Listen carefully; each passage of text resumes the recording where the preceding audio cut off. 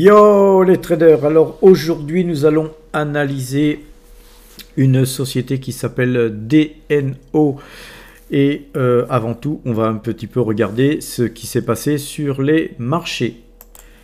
Le DAX lui gagnait plus 0,65% avec une clôture à 14 490 points,30. Donc petite hausse aujourd'hui sur le DAX. Demain, si 14 381 points étaient touchés, nous passerions vendeur sur le DAX. Le CAC 40, quant à lui, augmentait de plus 0,23%, clôturant ainsi à 6753,97. Alors, demain, le CAC 40 passerait vendeur à 6695 points si ces points étaient touchés. Un petit tour maintenant du côté de notre fichier Excel pour voir ce qui a bougé dans notre portefeuille. Premièrement, nous avons acheté 55 Total de plus encore aujourd'hui, puisque Total baissait un petit peu aujourd'hui.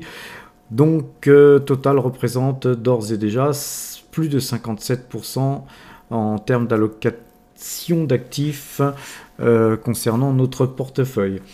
Mais ce n'est pas tout. Aujourd'hui, nous avons acheté du DNO ASA, donc qui représente 0,44% de notre portefeuille. C'est une première ligne qui a été constituée sur ce titre que je n'avais encore jamais traité auparavant. Notre résultat aujourd'hui, donc depuis le 1er janvier 2022, c'est 18,59% de gains qui ont été réalisés, donc avec 123 673 € de bénéfices. Sachant que le CAC 40 étant perdant de 5,79% depuis le début de l'année, nous surperformons donc le CAC 40 de plus 24,38%. Alors à présent, analysons un petit peu cette société DNO. Alors tout d'abord, graphiquement, regardons un petit peu les ratios Fibonacci. On voit que en fait, juste avant le Covid, c'est une société qui cotait 20, je sais pas, c'est pas en fait des euros, c'est coté en Norvège, donc c'est la couronne norvégienne, donc ça cotait 20. Et c'est descendu en fait, c'est descendu très bas puisque c'est descendu à 2,47. Donc inutile de vous dire que dommage que je ne connaissais pas cette société à l'époque, parce que évidemment à ce prix là j'en aurais bien pris une petite louche. Alors ceci dit, depuis la fin du Covid, ce titre s'est redressé, s'est redressé en dents de scie, puisqu'on a eu des hauts et des bas par plusieurs fois, donc c'est une valeur cyclique, mais on est donc dans un cycle haussier là actuellement, évidemment avec les prix du gaz et du pétrole. Et là on est carrément dans une zone Fibonacci, on est entre deux zones. Donc en fait il faudrait vraiment qu'on casse les 13,70 pour espérer voir plus haut. Maintenant, on est vraiment sur un trend haussier et je pense que c'est qu'une question de temps. Donc moi, j'ai investi sur ce titre sur du moyen long terme, plutôt même long terme, puisque vous allez le voir, le dividende est relativement très généreux.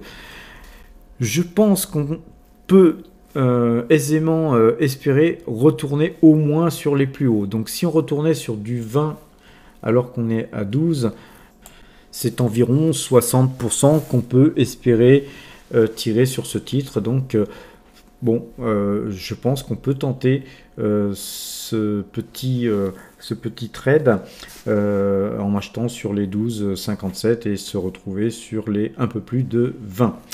Voilà, donc je vous trace là le canal parallèle qu'on a sur ce titre, et donc je pense qu'on va osciller dans ce canal, sachant que en théorie les cours du gaz et du pétrole devraient rester à des niveaux élevés, et si jamais envolée des cours de ces matières première avait lieu, effectivement, on reviendrait certainement toucher la bande du haut. Si on tient compte que ces cours-là étaient des excès, on pourrait très aisément de toute façon se retrouver sur 20, tout simplement.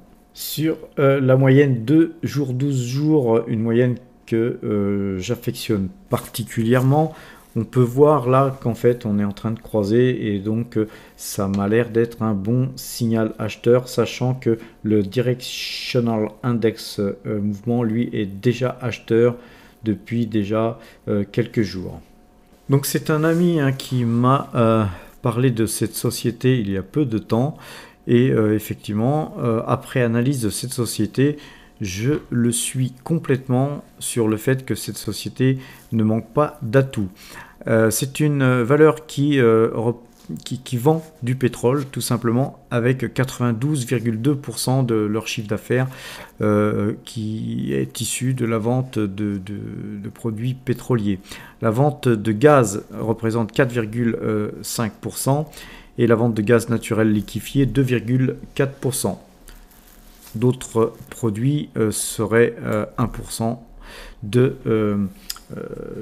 l'ensemble des ventes. Donc, une autre chose aussi qui m'a plu dans cette société, c'est que le nombre d'employés de cette société, c'est uniquement 1327 personnes. C'est-à-dire que les coûts sont très certainement tirés vers le bas parce que vous savez très bien que ce qui coûte cher au sein d'une société, c'est le personnel, les charges sociales et l'entretien effectivement de ses salariés en bonne santé. Alors en fait, il y a 2 ou 3 choses qui m'ont fait tout simplement pencher en faveur de l'achat de ce titre. C'est déjà dans un premier lieu le PER qui se retrouve en 2023 qui se retrouvera à 2,39, ce qui est vraiment particulièrement très bas, sachant qu'en 2019, la société avait un PER de 17,9.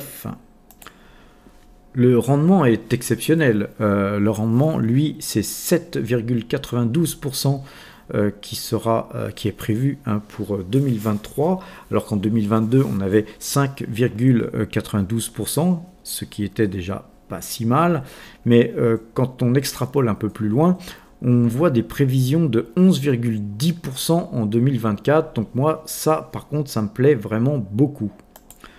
Autre chose qui me plaît bien, c'est la situation bilancielle.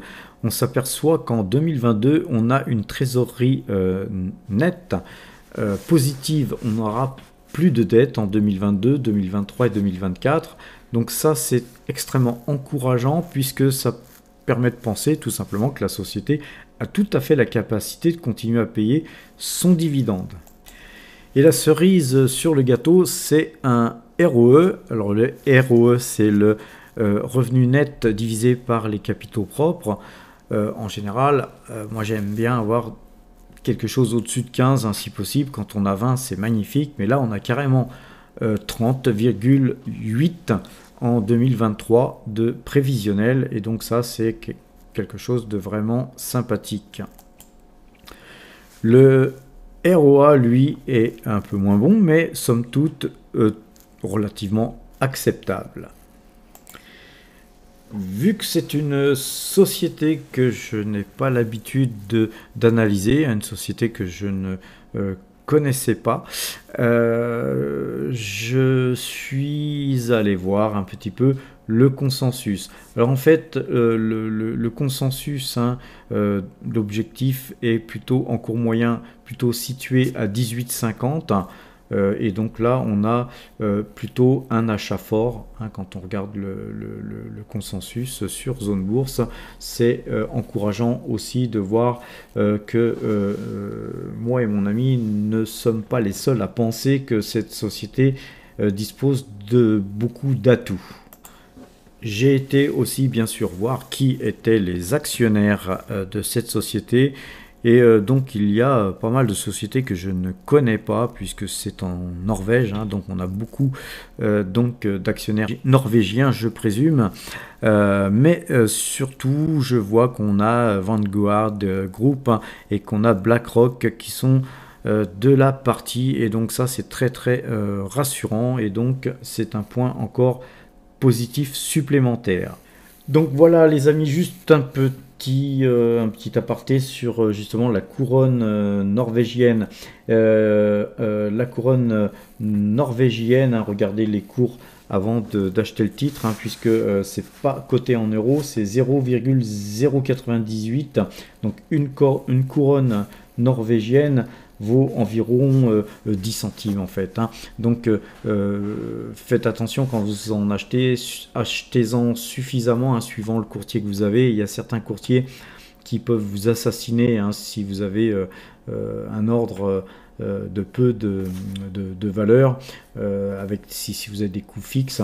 Ce genre de valeur, ça peut surtout s'acheter, hein, si vous avez un compte de Giro. Là vous pouvez acheter même avec des petits montants. En tout cas, voilà les amis, je vais vous souhaiter une bonne fin de soirée et à demain si vous le voulez bien.